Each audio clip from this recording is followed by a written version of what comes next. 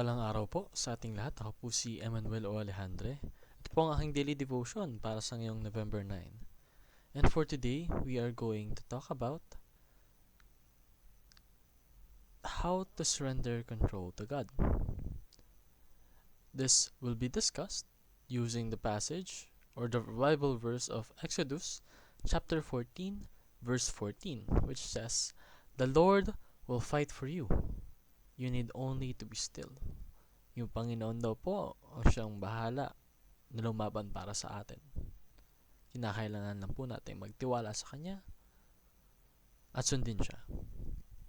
Sa Tagalog, ipaglalaban kayo ng Panginoon at ang dapat lang naman ninyong gawin ay manahimik. This means that people desire control. Ang gusto nila, nakokontrol nila yung mga bagay-bagay.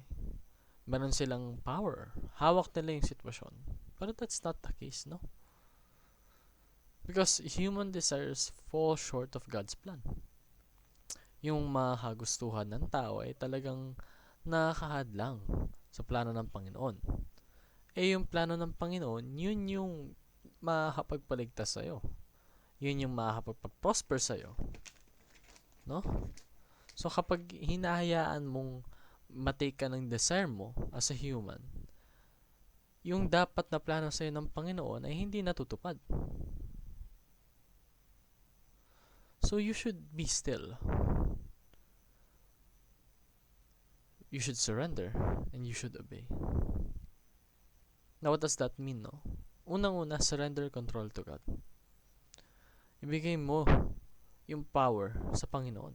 Kasi yung Panginoon, napaka-capable niya. He's the most capable, no? So, kanino pa iaala yun? Sa Kanya lang dapat. Second, you should witness God's mighty works.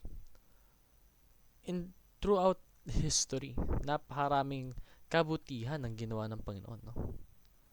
Think of that. Whenever you're troubled, think of that. Yun nga, nagawang masolve ng Panginoon.